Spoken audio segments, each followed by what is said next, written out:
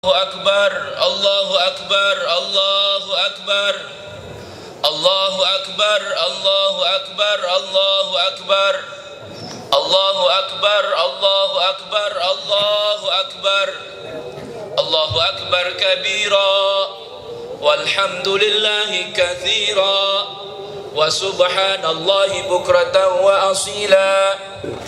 La ilaha illallah wahdah sadaqa wa'dah wa nasara 'abdah wa a'azza jundah wa hazama al-ahzaba wahdah.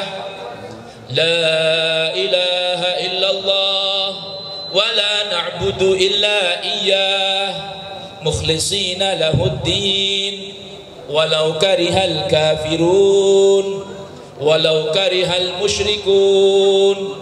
La ilaha illallah wallahu akbar, Allahu akbar walillahil hamd.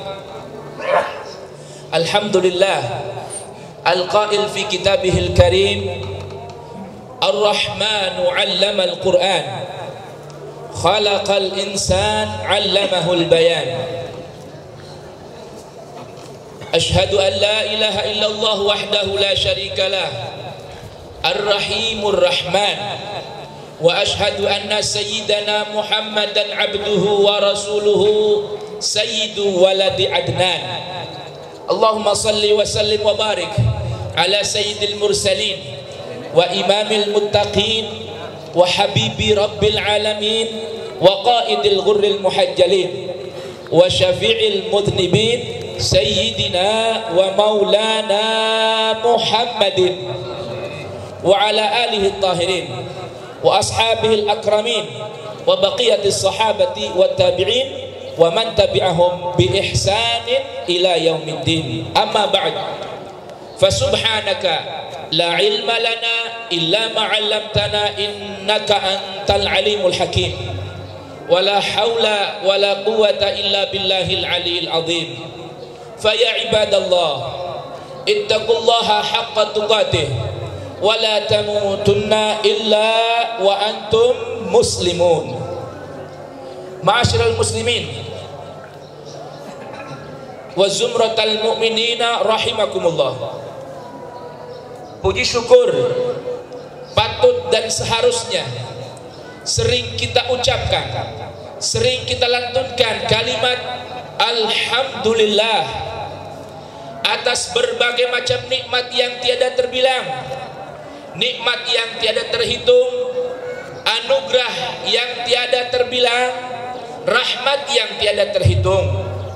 Wa in ta'uddu ni'matallahi la tuhsuha.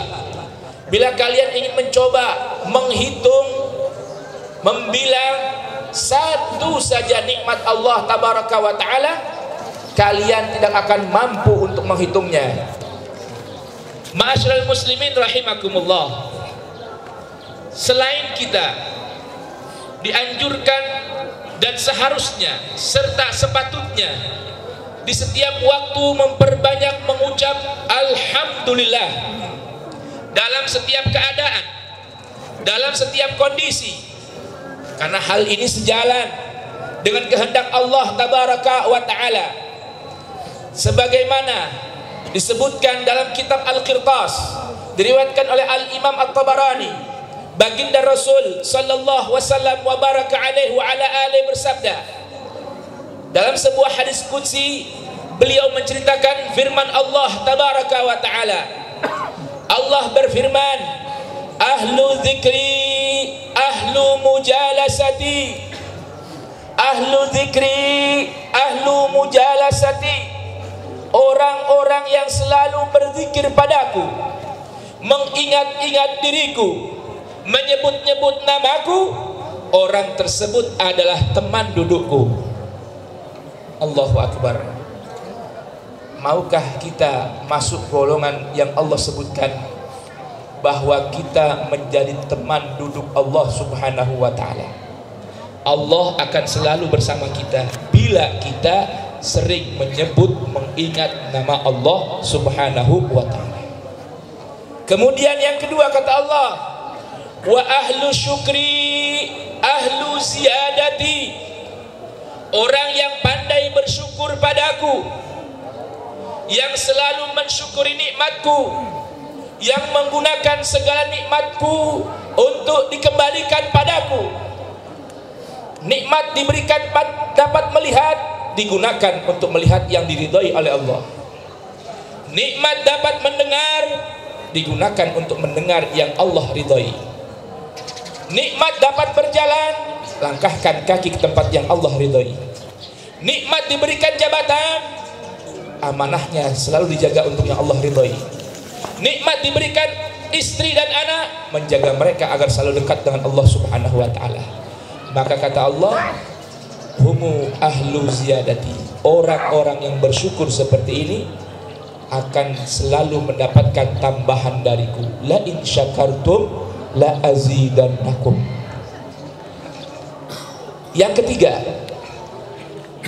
wa ahlu maksiati wa ahlu ta'ati ahlu karamati, dan orang-orang yang selalu taat dan tunduk padaku, maka dia akan selalu mendapatkan kemuliaan dan karamah dariku. Inna akramakum indallahi atqakum. Orang yang paling mulia di sisi Allah yang paling taat dan takwa kepada Allah Subhanahu wa taala. Yang keempat kata Allah, wa ahlu maksiati. Lihat indahnya Allah, begitu sayangnya Allah. Wa ahlu maksiati, dan orang-orang yang masih terjerembab dalam bermaksiat, melanggar perintahku, mendekat-dekati laranganku, la uqnituhum min rahmati, aku tidak berikan putus asa dari rahmatku. Wa inna rahmati sabaqat ghadabi, dan rahmatku mengalahkan kemarahanku. Fa in tabu, kalau mereka bertaubat dari maksiat, fa ana habibuhum, maka kata Allah, aku yang akan menjadi kekasihnya.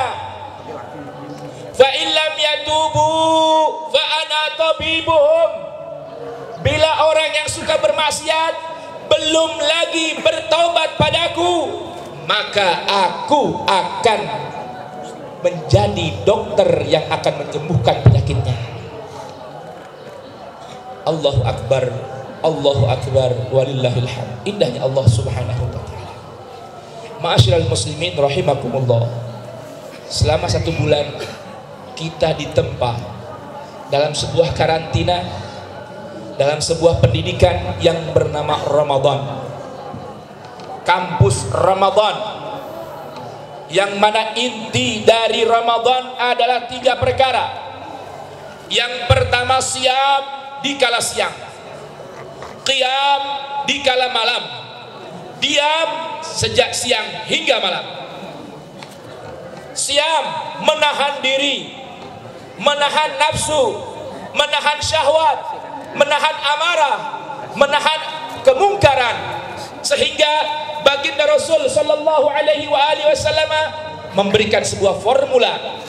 Bila ada orang mengajak ribut, bila ada orang mengajak berdebat selama kita berpuasa, faqul inni mru'un shaimun, cukup katakan aku orang yang sedang berpuasa.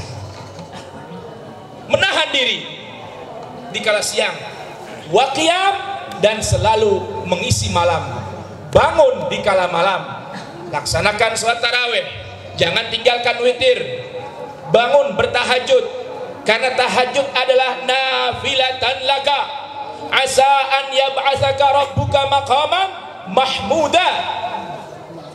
Bangun di kala malam, kurangi tidur kalian, kalian akan laksanakan tahajud demi untuk mendapatkan kedudukan yang terpuji di sisi Allah Subhanahu wa ta'ala.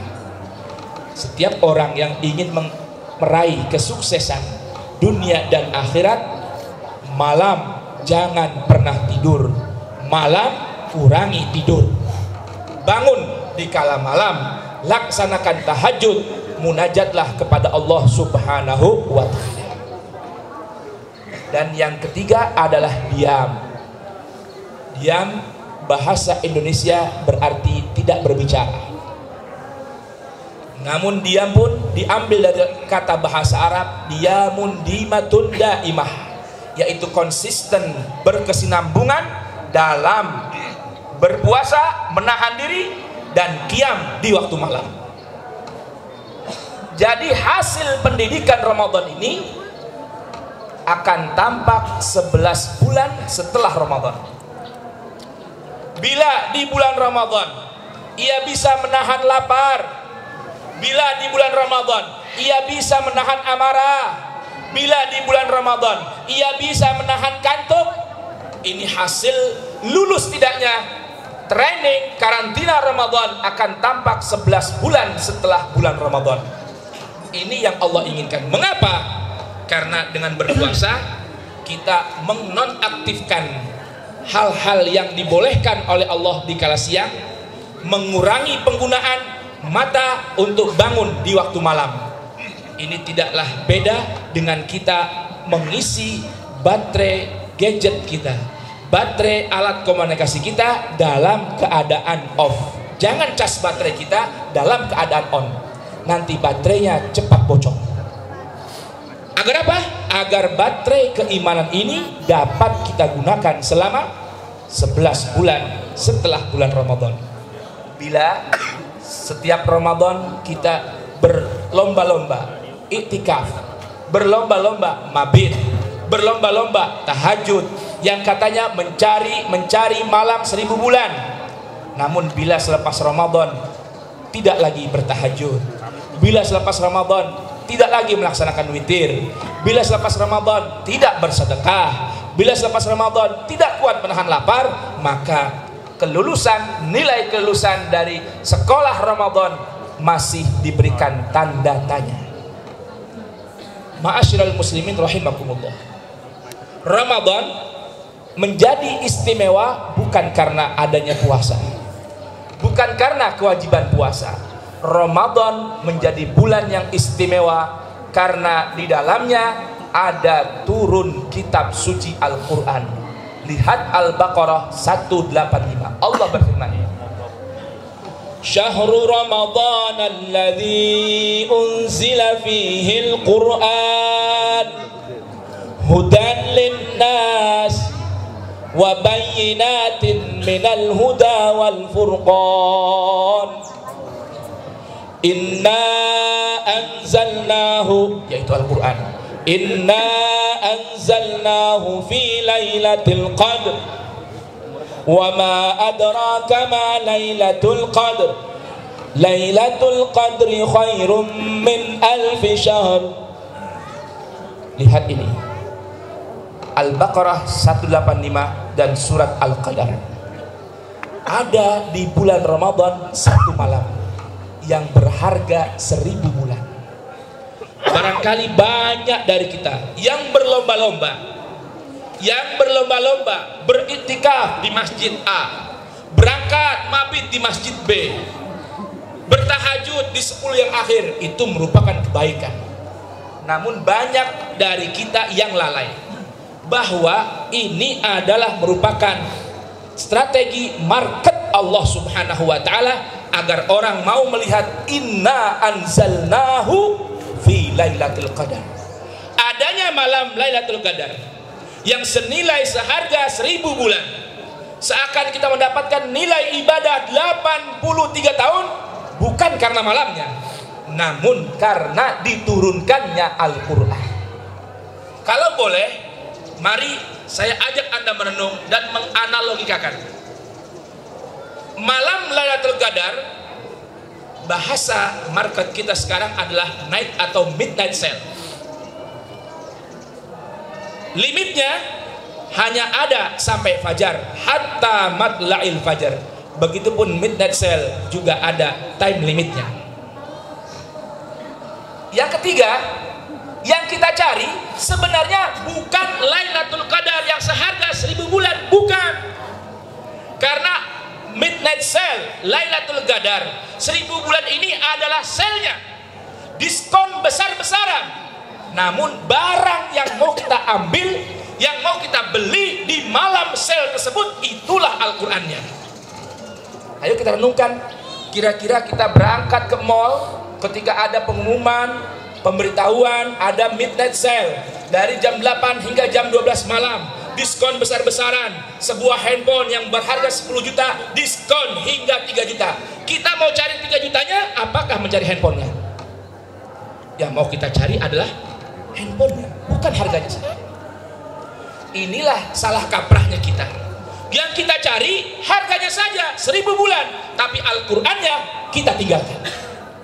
Padahal dalam Al-Baqarah tadi 185 di bulan Ramadan ini Allah turunkan Al-Qur'an yang berarti sebuah bacaan.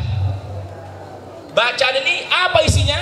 Adalah hudan linnas, panduan hidup manusia, pemandu manusia, petunjuk bagi manusia, linnas, bagi manusia yang ingin menjadi manusia seutuhnya. Bahasa manusia dalam redaksi Al-Quran terkadang menggunakan kata-kata Bani Adam, terkadang menggunakan kata-kata Al-Insan. Laqad khalaqnal insana fi ahsani taqwim. Terkadang menggunakan kata-kata Al-Insu, dan terkadang menggunakan kata-kata An-Nasu. Apa maksudnya ini? Maksudnya adalah Allah turunkan di bulan Ramadan sebuah buku bacaan yang berisikan panduan hidup bagi manusia yang ingin menjadi manusia seutuhnya. Pahami, garis bawahi, hudan linnas sebagai panduan hidup bagi manusia yang ingin menjadi manusia. Oleh karenanya, bila kita ingin menjadi manusia, bacalah Al-Quran. Namun sebuah pertanyaan dan PR yang perlu kita renungkan. Al-Quran Allah turunkan di bulan Ramadan di negeri Arab, tempat kelahiran Nabi Muhammad yang berbangsa Arab dan berbahasa Arab. Kita yang sejak kecil tidak berbahasa Arab, bahasa ibu kita ada yang Sunda, ada yang Jawa, Betawi, Batak, Sumatera, Sulawesi, dan lain sebagainya. Oleh karena itu, karena ini adalah panduan hidup bagi manusia yang ingin menjadi manusia, menjadi an-nas, bukan hanya sekedar al-insan, bukan hanya sekedar tampilan fisiknya manusia, rambutnya manusia, hidungnya manusia, telinganya manusia, mulut dan badannya manusia, kelaminnya jenis manusia, tapi karakternya bukan karakter manusia. Ini yang Allah tidak inginkan dari penciptaan al-insan. Allah ingin kita naik dari al-insan menjadi an-nas, manusia seutuhnya. Nah, pemandu hidup bagi insan agar dapat menjadi an-nas adalah Al-Quran. Namun sebuah fenomena, realita yang nyata, banyak dari kita mengaku insan, ingin menjadi an-nas, beragama Islam, beriman, pengakuannya kepada Allah dan Rasulnya, namun masih banyak dari kita yang belum dapat membaca Al-Quran. Ini pertanyaannya. Jadi Ramadan hanya berlalu, sebuah seremoni, rutinitas yang bersifat seremonial saja. Rajin buka bersama, rajin tarawih bersama, rajin qiyamul lail bersama, mabit bersama, subuh bersama. Selepas Ramadan masjid kosong.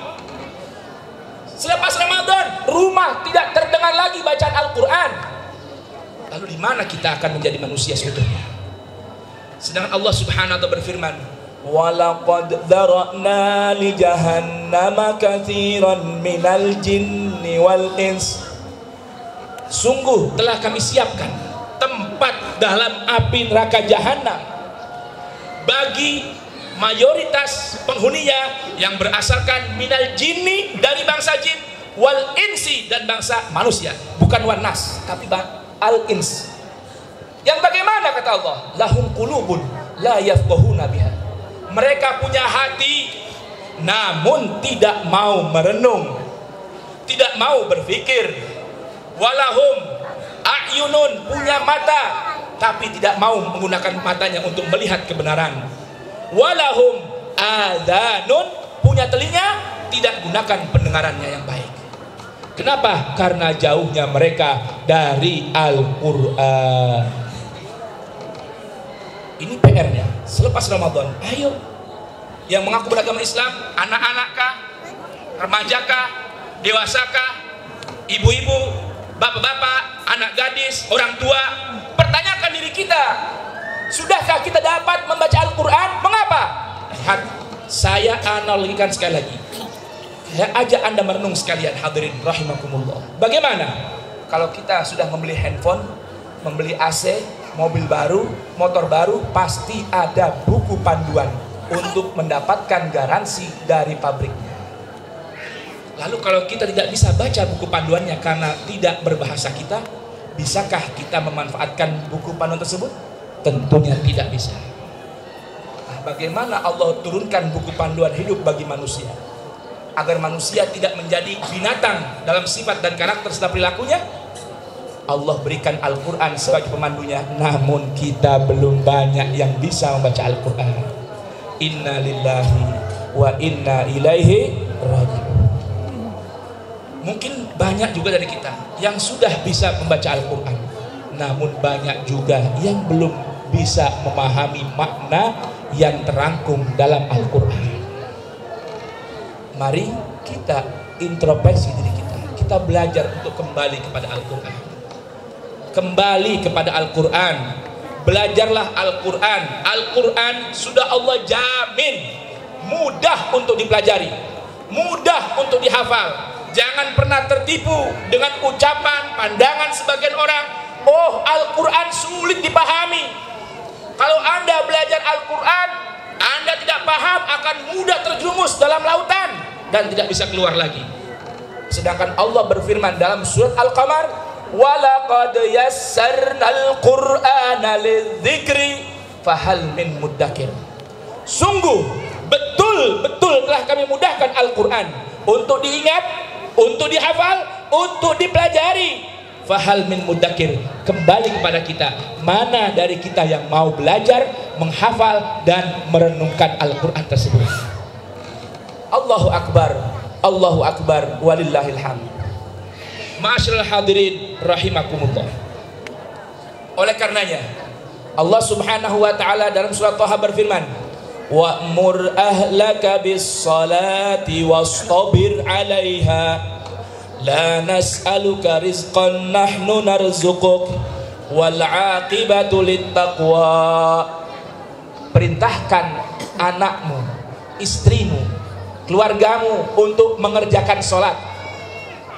Karena salat sebagaimana dikatakan oleh Allah dalam Al-Baqarah, wasta'inu bis sabri was salah. Salat merupakan bala bantuan dalam setiap kehidupan untuk melalui berbagai macam masalah kehidupan. Oleh karenanya, wa'mur ahlaka, perintahkan keluargamu untuk menjaga salat, wastabir 'alaiha, dan bersabar dalam melaksanakan salat. La nas'aluka rizqa, aku tidak minta kepada kalian rizki, nahnu narzuquk, bahkan kami akan memberikan kalian rizki. Wal aqibatu littaqwa, dan kembalinya semua hanya untuk orang yang bertakwa kepada Allah Subhanahu wa taala. Mudah-mudahan khutbah yang pertama ini dapat kita fahami dan dapat kita rasapi, dan mudah-mudahan jadi sebuah bahan renungan untuk kita melanjutkan kehidupan setelah Ramadan, dan mudah-mudahan tahun depan Ramadan kembali menjadi tamu kita. Amin ya rabbal alamin. Barakallahu li wa lakum fil Qur'anil azim wa nafa'ani wa iyyakum bima fihi minal ayati wa dzikril hakim wa taqabbala minni wa minkum tilawatahu innahu huwas samiul alim. Ucapkan istighfar di antara dua khutbah.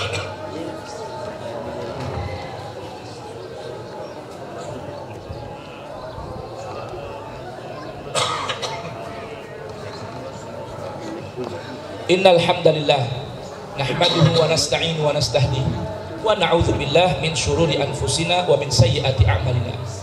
Allahumma shalli ala sayyidina Muhammad wa ala ali sayyidina Muhammad. Ma'asyiral hadirin rahimakumullah. Mari kita bertakbir mengagungkan nama Allah Subhanahu wa taala. Kita ucapkan Allahu Akbar. Allahu Akbar. Allahu Akbar. Allahu Akbar. Allahu Akbar. Allahu Akbar. Allahu Akbar. Allahu Akbar kabira walhamdulillahi katsira wa subhanallahi bukratan wa asila. Ma'asyiral hadirin rahimakumullah. Dalam rakaat pertama tadi kami bacakan sebagian penghujung dari surat Al-Hasyr. Allah Subhanahu wa taala berfirman, ya ayyuhalladzina amanu hai orang-orang yang mengaku beriman kepadaku, ittaqullah, tingkatkan ketakwaan kalian kepada Allah. Wal tandur nafsun ma qaddamat lighadin, wal tandur nafsun ma qaddamat lighadin. Dan hendaknya setiap jiwa, setiap orang yang masih memiliki kehidupan dalam hatinya berintrospeksi, bermuhasabah, mengevaluasi dan bertanya, ma qaddamat lighad, apakah persiapan yang sudah ia siapkan untuk hari esok setelah kehidupan dunia. Kita ini semua hanya menunggu kematian. Bila kita mati, pertanyaannya, apabila kita di dunia sudah punya deposito, tabungan, ATM, simpenan emas dan berlian, harta yang berlimpah, investasi tanah dan bangunan, tanyakan pada diri kita, apa yang sudah kita siapkan untuk setelah kita tinggalkan kehidupan dunia. Ingat, Allah berfirman dalam surat At-Takatsur, kata Allah Subhanahu wa taala, alhaqumut takatsur, jangan sampai kalian ini dibutakan, dilalaikan oleh at-takatsur. Arti at-takatsur adalah berlomba-lomba, bersemangat memperbanyak pundi-pundi harta duniawi. Hatta zurtumul maqabir, sampai kalian mampir di alam kubur. Di penghujung ayat Allah katakan, tsumma latus'alunna yauma idzin anin na'im, pasti kalian akan dimintakan pertanggungan jawab atas segala macam nikmat yang Allah anugerahkan pada kita. Nikmat umur, nikmat sehat, nikmat harta, nikmat jabatan, nikmat istri, nikmat suami, nikmat anak-anak, nikmat segala macam yang tidak terbilang ini akan dimintakan pertanggungan jawab oleh Allah. Bahkan selama kita mampir di alam kubur, kesejukannya dan keterangan serta keluasan alam kubur ini bergantung apa yang kita cari dan tanam selama hidup di dunia. Hadirin, rumah kita luas, kamar kita luas, tipe 36, 45, 90. Ingat, itu bukan rumah kita. Rumah kita adalah di bawah tempat sejadah yang kita duduki saat ini. Hanya berukuran 1 kali 2 meter saja. Dipasang papan, ditimbun tanah, diinjak-injak, ditinggalkan oleh istri dan keluarga kita semua. Tinggal seorang diri. Sempit bertemankan serangga, sempit bertemankan ulat, panas sudah pasti, pengap iya. Maka apa yang bikin tempat tersebut menjadi terang adalah bacaan Al-Quran yang sering kita baca selama di dunia. Apa yang membuat tempat tersebut mendapatkan angin sejuk, dapat air conditioner di tempat yang sempit dan kecil tersebut adalah zakat, infak dan sedekah kita. Untuk orang tidak mampu, janda-janda, yatim-yatim, masjid yang sedang dibangun, pesantren yang menunggu, madrasah yang menanti, ini adalah media penyejuk ruang lahat kita. Allahu Akbar. Ma'asyiral muslimin rahimakumullah. Baginda Rasul sallallahu alaihi wasallam bersabda tentang sebuah hadis qudsi yang sangat indah. Mudah-mudahan ini dapat menjadi sebuah renungan. Rasul menceritakan firman Allah, inna li ibadan, aku sesungguhnya memiliki beberapa hamba, mayamin, yang hidupnya selalu aku beri keberkahan, aku curahkan keberkahan dalam hidupnya. Banyak harta tak membuat stres, banyak jabatan membuat hati tenang. Bukan sebaliknya. Siapa mereka? Alladzina ya'ishun, orang-orang yang hidup serba cukup, mapan, mewah. Belum selesai. Namun wa ya'ishun nas tahta aknafihim, namun orang-orang lain yang tidak punya kemampuan, tidak punya kehidupan seperti dirinya pun dapat hidup nyaman, serba berkecukupan di bawah naungan ini orang. Inilah hamba Allah yang diberikan keberkahan. Namun sebaliknya, wa inna lillahi ibadan malain, Dan Allah Subhanahu wa taala memiliki hamba-hamba yang jauh dari berkah dan rahmat Allah, bahkan selalu dikutuk oleh Allah dan para penghuni langit. Siapa mereka? Alladzina ya'ishun, orang-orang yang hidup serba senang, serba berkecukupan, mau belanja ada, mau jajan ada, traveling bisa, beli mobil sanggup, ambil motor bisa, ambil rumah cukup. Namun wala ya'isyun nas tahta aknafihim, tidak ada satupun dari para janda, anak yatim, orang tidak mampu, yang anak-anak pandai namun gak punya biaya untuk sekolah, masjid menunggu, madrasah menunggu, pesantren menunggu, Palestina menunggu, mereka tidak bisa hidup dari kehidupan orang tersebut. Na'udzubillah. Hidup adalah pilihan, kita mau jadi apa. Sedangkan Allah Subhanahu wa ta'ala berfirman dalam Al-Baqarah 261, Allah berikan perumpamaan tentang orang-orang yang hidupnya suka berzakat, berinfak dan bersedekah. Allah katakan, mathalul ladzina yunfiquna amwalahum fi sabilillahi kamathali habbatin ambatat sab'a sanabila fi kulli sumbulatin mi'atu habbah. Orang yang selalu berkesinambungan terus menerus.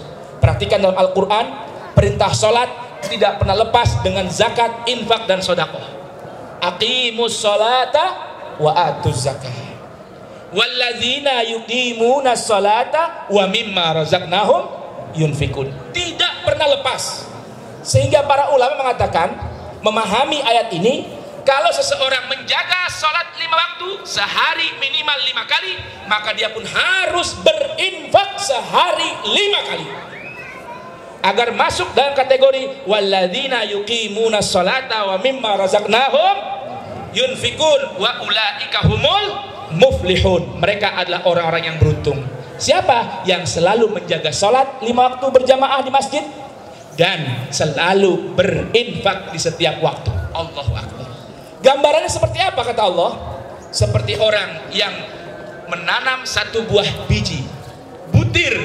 Dari satu butir ini muncul dan lahir 7 tangkai atau 7 bulir. Dari 7 bulir ini dan setiap tangkai dan bulir ini terdapat 100 biji atau butir lagi. Allah Akbar.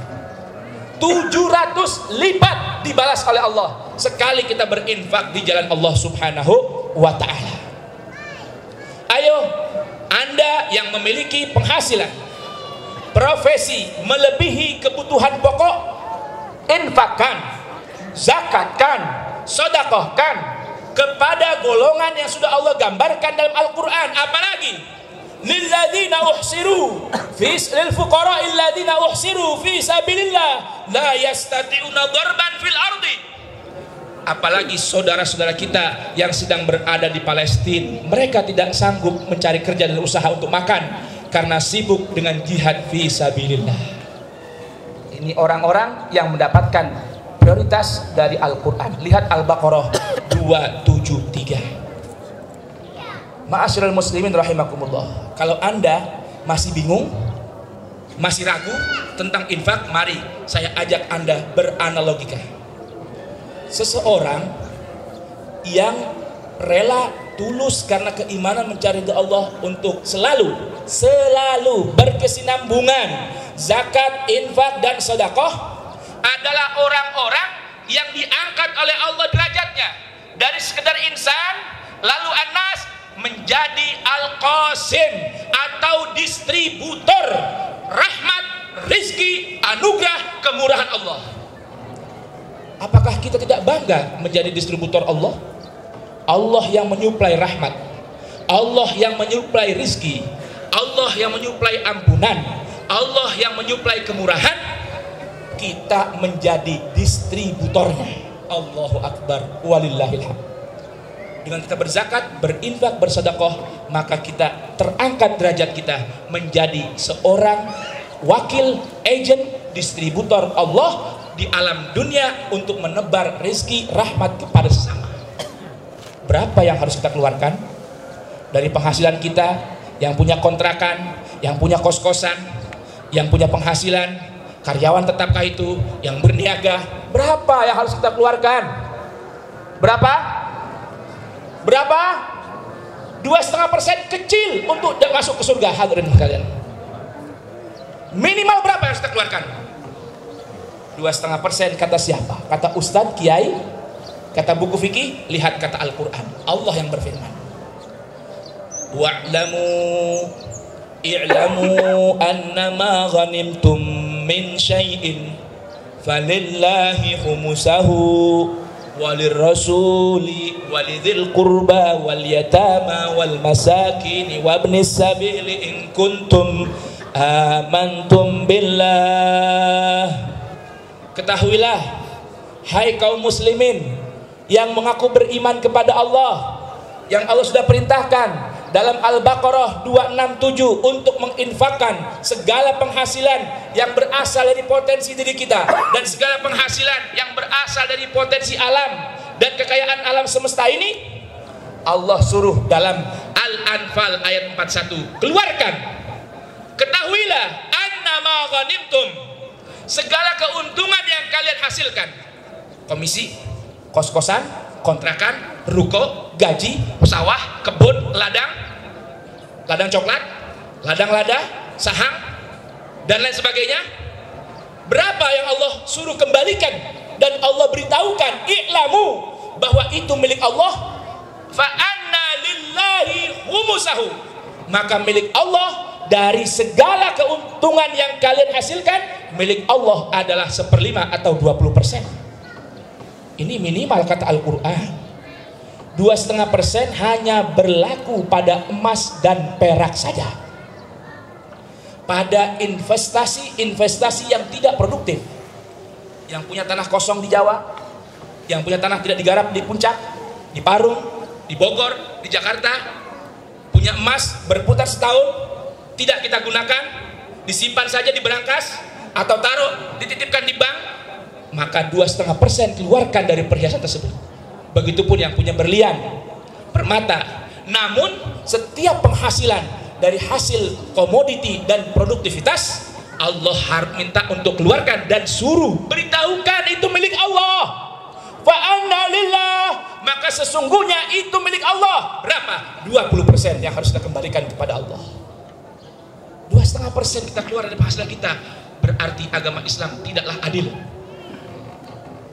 Berarti kita tidak menjunjung keseimbangan dan keadilan antar sesama. Bagaimana bisa?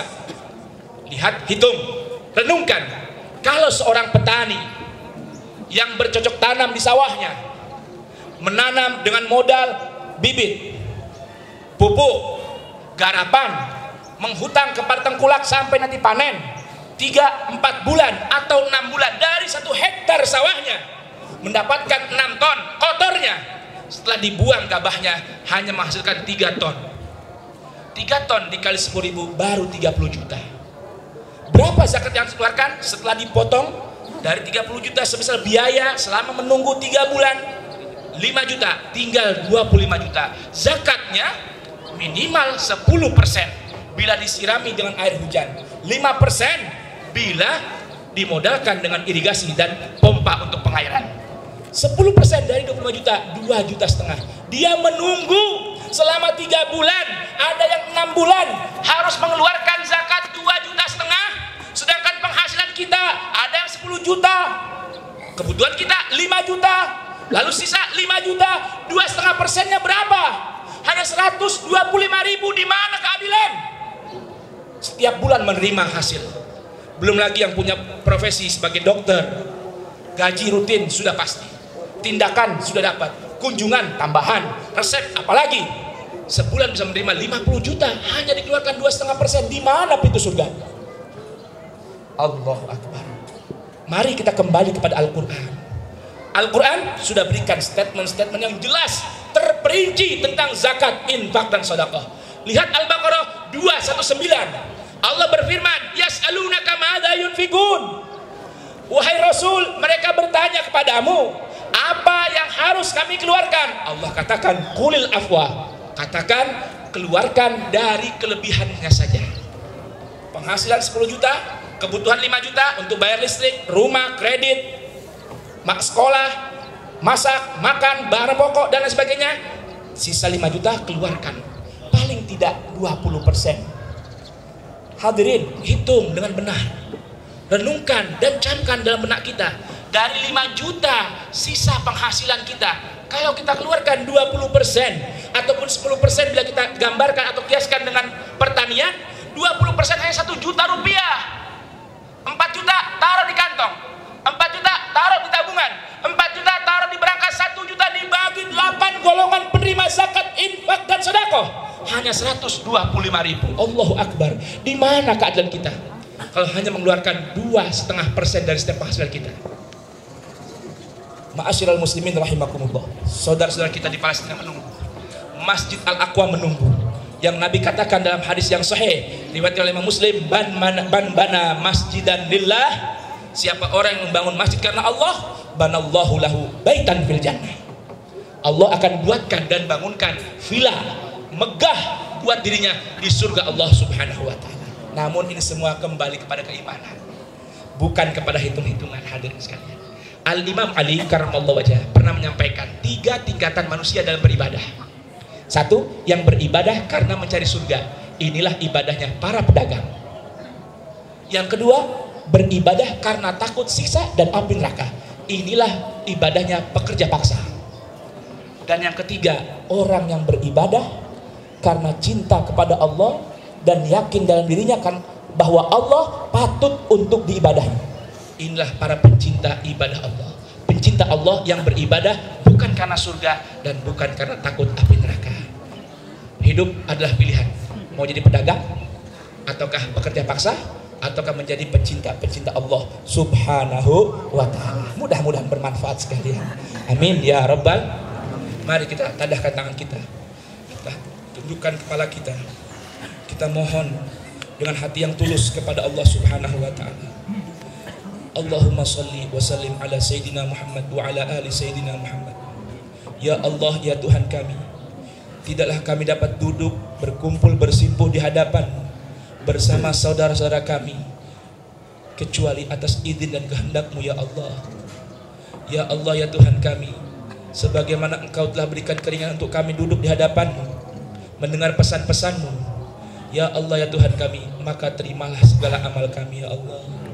Terimalah puasa kami ya Allah. Terimalah zakat, infak, sedekah kami ya Allah. Terimalah bacaan Al-Quran yang kami baca ya Allah. Rahmati kami dengan sebab Al-Quran ya Allah. Bimbing kami dengan Al-Quran ya Allah. Ampuni dosa kami dengan Al-Quran ya Allah. Berikan kami kekuatan dan keringanan dalam hati ya Allah untuk selalu membaca ayat-ayat-Mu, meresapi dan mentadabburkan pesan-pesan-Mu, dan mengamalkan apa yang dikehendaki oleh-Mu dalam kitab suci-Mu ya Allah. Ya Allah, jagalah diri kami ya Allah, istri dan anak-anak kami ya Allah, dari godaan syaitan, pergaulan, akhlak, dan fitnah dunia serta fitnah akhirat. Ya Allah, ya Tuhan kami, kasihani saudara-saudara kami di belahan penjuru negeri kami ya Allah, dan khususnya saudara-saudara kami yang berada negeri Palestina. Berikan mereka kesabaran dan kekuatan ya Allah, dan berikan hati mereka tunduk dan taat kepada ajaran-Mu ya Allah. Hancurkan musuh-musuh mereka ya Allah, yang mereka ingin menghancurkan panji-panji dan syiar-syiar negeri Palestina ya Allah. Ya Allah, ya Tuhan kami, berikan Idul Fitri ini kembali menjadi suci dalam hati dan jiwa kami ya Allah. Ya Allah, jangan tinggalkan kami ya Allah, jangan jauhkan kami ya Allah. Kembalikan Ramadan tahun depan untuk kami ya Allah, dan mudah-mudahan minta padamu ya Allah agar kami bertakwa taat selama 11 bulan menanti datangnya Ramadan ya Allah. Rabbana atina min ladunka rahmah wa hayyi' lana min amrina rasyada. Rabbana la tuzigh qulubana ba'da idh hadaitana wa hab lana min ladunka rahmah innaka antal wahhab. Rabbana atina fid dunya hasanah wa fil akhirati hasanah wa qina adzabannar. Walhamdulillahi rabbil alamin. Wal 'afwu minkum. Wassalamu alaikum warahmatullahi wabarakatuh.